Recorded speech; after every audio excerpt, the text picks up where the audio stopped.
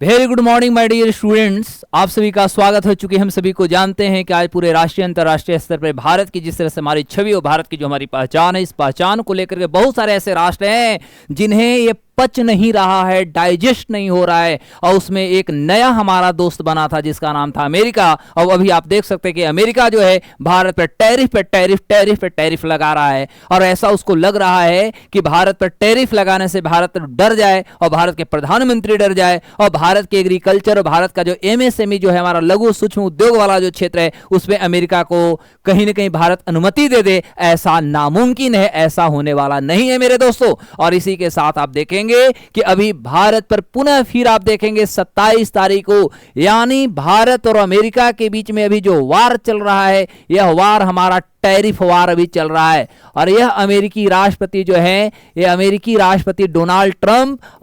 Trump और मोदी जी के बीच में बहुत अच्छी दोस्ती थी। लेकिन अभी देखा जाए तो दोनों के बीच में हम लोग जो चर्चा करेंगे यह हमारी चर्चा होगी वर्सेस का, क्योंकि मोदी पर यानी भारत पर हम कहेंगे कि अमेरिका के द्वारा टैरिफ लगाए जा रहे हैं। मेरे दोस्तों, जैसा कि आप सभी को पता है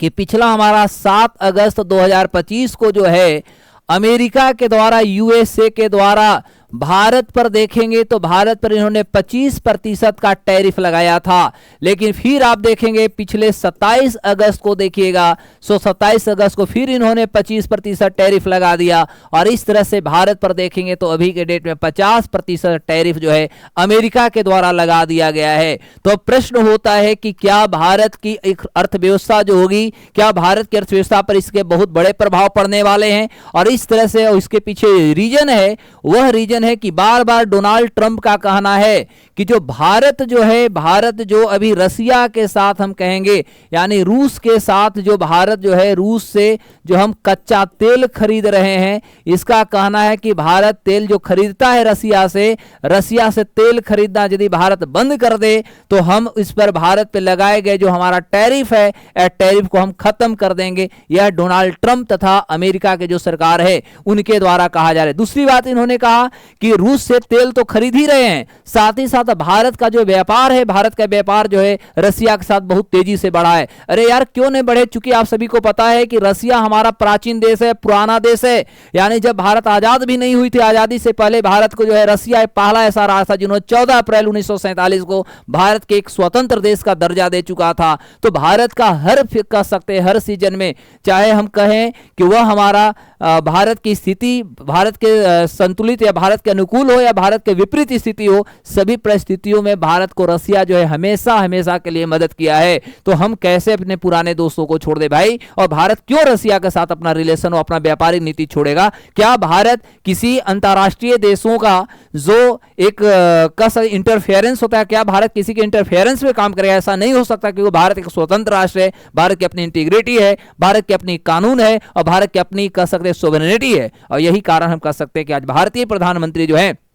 किसी भी कारण हम कह सकते हैं कि हम जो है अमेरिका के लगाए गए अनेक प्रकार के टैरिफ है, इस पर भारत झुकने वाला नहीं। आज हम आप बृहद रूप से देखें, अंतिम तक आपको मैं कहानी बताऊंगा। क्योंकि ये जो प्रोसेस होगी, इस प्रोसेस में जो अभी बताया जा रहा है, इसमें यह भी आ चुका है इस दौर में कि टैरिफ जो लगाया गया है, जो अभी अतिरिक्त जो टैरिफ लगाई गई है, यह अतिरिक्त भारत पे जो 25% जो हमारा टैरिफ लगाया गया है, इससे हमारा प्रभाव क्या पड़ेगा। तो जो हमारा लोहा जो क्षेत्र है, यानी लोहा उद्योग की हम बात करेंगे, चाहे लोहा हुआ, हमारा जो इस्पात हुआ, यानी हम कहेंगे कि जो स्टील हमारे जो उद्योग हैं, उसके अलावे कह सकते हैं कि लोहा इस्पात के साथ साथ जो हमारी वाहन का उद्योग है, यानी हम जो कह सकते हैं कि जो हमारा ट्रांसपोर्टेशन है, ये सभी के साथ साथ विभिन्न प्रकार के इसमें आप रख सकते हैं। चाहे आपका एल्यूमिनियम का प्रयोग भी हमारा वाहन में किया जाता है। इसके अलावे हम कह सकते हैं एल्युमिनियम उत्पाद के साथ साथ हमारा यात्री जो वाहन होते हैं, ये यात्री वाहन में आप देखेंगे वाहन जो होती है, इसमें अनेक प्रकार के चीजें जैसे इसमें ऐड कीजिए, जैसे आप इसमें कह सकते हैं जैसे सेडॉन के नाम सुना होगा।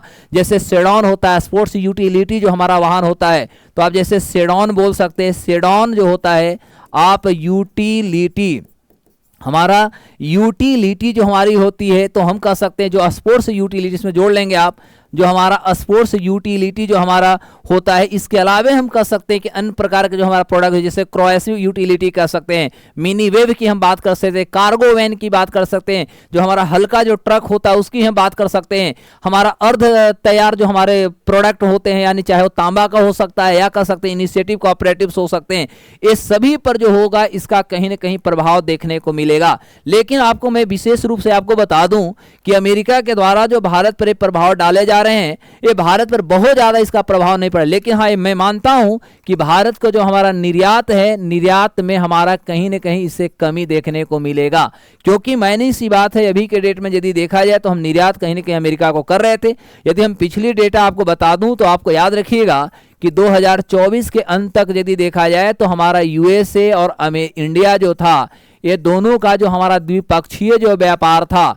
ये दोनों देशों का द्विपक्षीय जो हमारी व्यापार रही है, यह लगभग आप देखेंगे बाबू लोग तो 127 बिलियन डॉलर का हमारा पिछले साल हमारा व्यापार रहा है, जिसमें भारत का जो है, भारत का यदि निर्यात की बात करें तो भारत निर्यात लगभग देखेंगे तो 89 बिलियन डॉलर जो था, इसका भारत जो है अकेले जो है अमेरिका को कर चुका है। वहीं अमेरिका से मात्र 47 बिलियन डॉलर जो है वो भारत को इन्होंने निर्यात किया है। तो ओवरऑल यदि देखा जाए, दूसरी महत्वपूर्ण बात यदि आप देखेंगे तो सबसे महत्वपूर्ण बात यहाँ ये होती है कि हमारा इंडिया है, ये हमारा अमेरिका है। तो ये जो हमारा इंडिया है, मान लो कि इंडिया और यहाँ अमेरिका की बात करें तो इंडिया से कोई भी प्रोडक्ट यदि अमेरिका में जाता है तो यहाँ पर टैरिफ 5% लगती थी, लेकिन अमेरिका के कोई भी प्रोडक्ट यदि हमारा इंडिया में आता था तो भारत में इसे 17% का टैरिफ देना पड़ता था। तो यह भी एक विवाद कहीं न कहीं था। अमेरिका यह चाहता था कि भारत की अर्थव्यवस्था में जो है, भारत जो है हमारे ऊपर टैरिफ घटाए और भारत जो है रसिया के साथ रिश्ता तोड़ करके हमारे साथ व्यापार को आगे बढ़ाए, लेकिन भारत ने इनकी बातों को नहीं मानी। दूसरी बात कि जो ऑपरेशन जो सिंदूर चला, इस ऑपरेशन सिंदूर में आप देखेंगे तो अमेरिकी राष्ट्रपति डोनाल्ड ट्रंप जो थे बार बार भारत को समझौता करने की बात कर रहे थे, भारतीय प्रधानमंत्री इनकी समझौता की बात नहीं सुनी, तो कहीं ना कहीं इसको खटक रहा है। यही खटकने के कारण अनेक प्रकार के, अभी एक्सक्यूज क्या करे, बोल नहीं पा रहा है बंदा, तो अब क्या है कि भारत पर अनेक प्रकार के टैरिफ वार कर रहा है। तो मैं आपको बताऊं कि भारत का यदि हम निर्यात की बात करें तो हाँ, मैं मानता हूं कि भारत के निर्यात पर इसका प्रभाव पड़ेगा। यदि हम ग्लोबल ट्रेड रिसर्च इनिशिएटिव की बात करें, ग्लोबल ट्रेड रिसर्च इनिशिएटिव का यदि हम रिपोर्ट की बात करें तो इस रिपोर्ट के अनुसार हमारे पास स्पष्ट रूप से आता है कि लगभग हम कह सकते हैं कि ओवरऑल यदि देखेंगे तो 48.2 बिलियन डॉलर, कितना, लगभग इसके अनुसार 48.2 बिलियन डॉलर जो होगा, लगभग 48.2 बिलियन डॉलर का हम कह सकते हैं निर्यात हमारी भारत का जो होगा, वह भारत का निर्यात जो होगा हम कहेंगे कि इससे प्रभावित होने वाला है, क्योंकि अमेरिका जिस तरह से भारत पर अतिरिक्त 25% इन्होंने टैरिफ लगाया तो इससे प्रभावित होगा, जिसमें हम कह सकते हैं कि जो हमारा टेक्सटाइल होगा, ध्यान देना, क्योंकि हम अमेरिका के क्या देते हैं, कपड़ा, तो अमेरिका में जो हम कपड़ा देते हैं यानी टेक्सटाइल का लगभग कह सकते हैं $4 बिलियन का नुकसान जो होगा वह हमारा टेक्सटाइल में होने वाला है। दूसरी यदि टेक्सटाइल के बाद हम बात करते हैं तो हम अमेरिका को देते हैं रत्न और आभूषण भी देते हैं। तो हम रत्न और आभूषण की यदि बात करें तो रत्न और आभूषण पे लगभग भारत के जो प्रभाव पड़ने वाले हैं अतिरिक्त से, इसमें भी हम कह सकते हैं कि मोटा मोटी हम कह सकते हैं रत्न आभूषण पे लगभग 25 बिलियन जो डॉलर होगा वो हम कह सकते हैं 25 बिलियन डॉलर का जो होगा भारत का रत्न और आभूषण के निर्यात पे भी प्रभाव पड़ने वाले। तीसरी जो सबसे महत्वपूर्ण बातें हो सकती वो हो सकता है कि हमारा जो समुद्री खाद्य होता है जिसको आप सी फूड कहते हैं, तो लगभग सी फूड की यदि हम बात करें तो सी फूड का भी हम जो निर्यात करते हैं लगभग इस पर भी आप देखिएगा तो $2 बिलियन जो होगा, ये $2 बिलियन का भी इसमें हमारा प्रभाव पड़ने वाला है। और इस तरह से हम कह सकते हैं सारे जो चीजें हैं ये कहीं ना कहीं GTRI जो होता है, ग्लोबल ट्रेड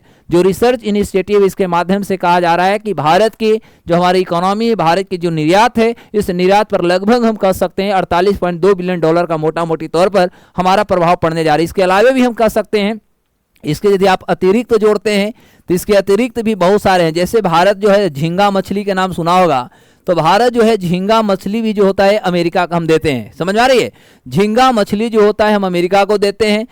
अमेरिका को हम कारपेट भी देते हैं बाबू लोग। तो जैसे मान लिया कारपेट हुआ, झींगा मछली हुए, हमारा फर्नीचर के जो चीज़ें होते हैं, तो फर्नीचर के भी प्रोडक्ट जो होता है भारत जो होता है अमेरिका को देता है, और अमेरिका भारत पर अतिरिक्त 25% टैरिफ लगा दिया है। तो ये सारे जो हमारे उद्योग क्षेत्र हैं, जिससे हम कह सकते हैं कि देश की एक बहुत बड़ी जो आबादी होती है, वो हम देश की एक बड़ी आबादी को हम कह सकते हो कहीं ना कहीं इससे प्रभावित होगा, इसमें कोई डाउट नहीं है। तो मोटा मोटी तौर पर हम कह सकते हैं कि इसका प्रभाव कहीं ना कहीं देखने को मिलेगा। दूसरी महत्वपूर्ण बात यदि हम देखते हैं तो इसके अलावा हम कह सकते हैं कि अभी भारत और तो हम इसके अलावा ये तो हमारा जो हुआ डायरेक्ट निर्यात पर, यदि हम एमएसएमई का प्रभाव यदि देखें तो एमएसएमई पर भी प्रभाव पड़ेगा, क्योंकि अमेरिका चाहता है कि भारत के जो हमारा कृषि है, भारत के कृषि क्षेत्र में, भारत के एमएसएमई में जो है अमेरिका किसी न किसी तरह से योगदान दे। लेकिन मैं आपको बता दूं कि हमारा एमएसएमई जो है, हमारे भारतीय जो जीडीपी है, वो हमारे भारतीय जीडीपी में लगभग देखिएगा तो 29 से 30% का इसका कंट्रीब्यूशन है,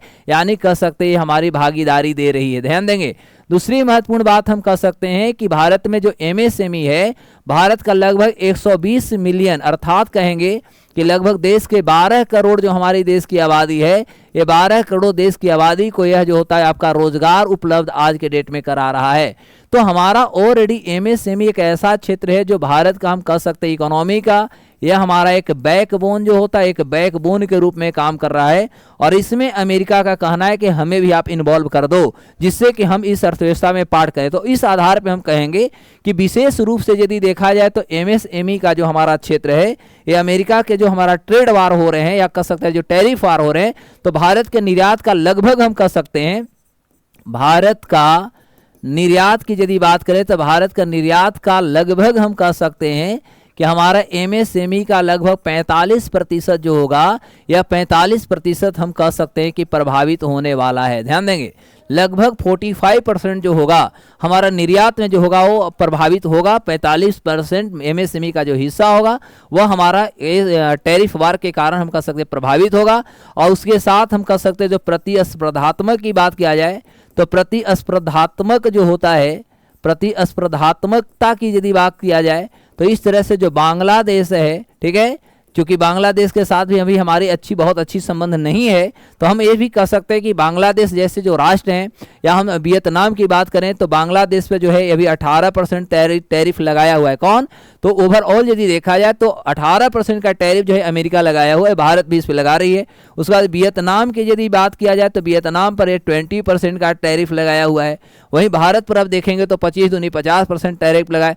तो ओवरऑल यदि देखा जाए तो इनके भारत के अपेक्षा ये सभी राष्ट्रों पे कम है। मैं आपको बता दूं यदि हम पाकिस्तान की बात करें तो ये पाकिस्तान पर भी इन्होंने टैरिफ लगा रखा है, और पाकिस्तान पर इन्होंने 19% का टैरिफ लगा रखा है। यदि यूरोपियन यूनियन की बात करें तो यूरोपियन यूनियन पर भी इन्होंने टैरिफ 15% को लगाया है। यदि हम जापान की बात करें तो जापान पर भी इन्होंने 15% का टैरिफ लगाया। लेकिन ये सभी के सभी जो राष्ट्र हैं अंतिम रूप से अमेरिका के, जो भी मांग था इस डिमांड को इन्होंने फुलफिल किया, और ये सभी ने अपने क्षेत्र का एग्रीकल्चर और एमएसएमई का जो क्षेत्र था इन्होंने अमेरिका के लिए खोल दिया है। लेकिन भारत ने अपनी खुट्टा गाड़ दिया है कि बेटा तुमको जो करना है करो, हम आपको किसी भी प्रकार के इसमें आपको इन्वॉल्व होने नहीं देंगे। तो ओवरऑल हम इस तरह से कह सकते हैं कि अभी भारत का यदि कल का हम रिपोर्ट देखेंगे तो अभी भारत का हमारा जिस तरह से हम कह सकते हैं कि जीडीपी का जो हमारा ग्रोथ है यह लगभग 6.3 से लेकर के 6.4% हमारी है। और इसमें हम कह सकते हैं कि जो हमारा टैरिफ जो वार हो रहा है, इस टैरिफ के कारण यदि देखा जाए तो हमारे भारत का जो जीडीपी होगा, इस जीडीपी पर लगभग 0.2 से लेकर के 0.5% का हम कहेंगे कि हमारे देश के जीडीपी पे प्रभाव पड़ने वाला है। क्लियर हो गई? लगभग यदि देखा जाए तो 0.2 से लेकर के 0.5% जो होगा वो हम कह सकते हैं कि हमारा देश का जो जीडीपी होगा, इस देश के जीडीपी पे हम कह सकते हैं हमारे देश के जीडीपी पे इसका प्रभाव पड़ने वाला है। इसमें हम ये नहीं कह सकते कि नहीं होने वाला है। ठीक है, अब यही कारण हो सकता है कि यदि हम भारत की बात करें